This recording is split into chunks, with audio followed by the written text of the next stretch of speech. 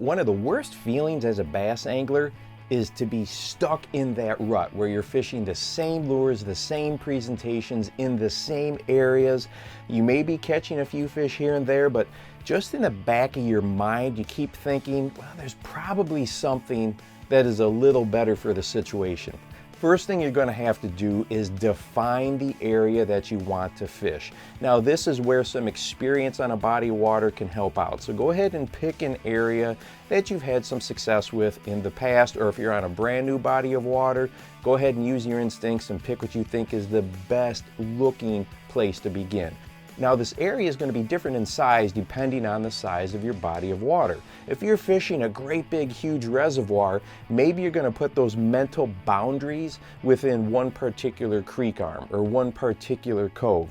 If you're fishing a small pond, maybe those mental boundaries are going to be half of the pond. That's what you're going to focus on. But the first thing you have to do is kind of pick some parameters, pick a place that you're going to stop and not go past.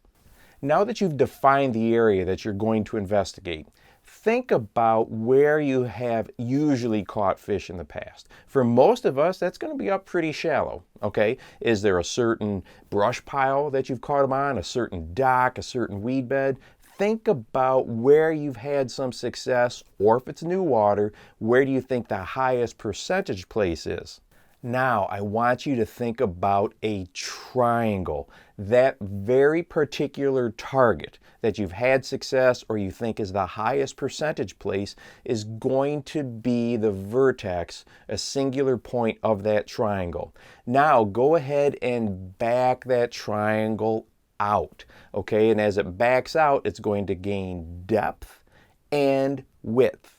Once you have defined mentally in your mind where this triangle is sitting, now you are going to go ahead and pick it apart and choose lures that are appropriate for the depth and the cover. For some of us, all the way back out at the far edge of this triangle is maybe going to be 3 or 4 feet deep. For others, it may be 30 or 40 feet deep. So make sure that you pick lures and presentations that will cover it as efficiently as possible. Now, if you're fishing from a boat, this is going to be a couple cast lengths back, most likely. If you're fishing from the shore, you're going to want to make sure that that far edge of that triangle, that mental triangle, is as far away as you can possibly cast. Now here comes the part that can really turn your day around.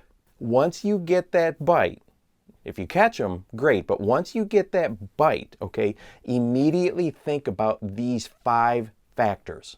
What was the lure depth when you got that bite? What was the lure speed? That is a huge indicator right there. What type of cover or structure did that bite come from? What was the angle? If you're standing on the shoreline, what angle did you cast? If you're standing on the boat deck, what angle did you cast? And the last thing to think about is what was the water column? Were you on the top, mid, or bottom depths of that water column? As soon as you can answer those 5 questions instantly, you have just narrowed down a lot of information that can help you find either a huge school of fish, get some bigger fish, or apply that information in other places within your little mental boundaries that you defined earlier. Now, as you move around, as you keep fishing within your defined area, keep moving this triangle around.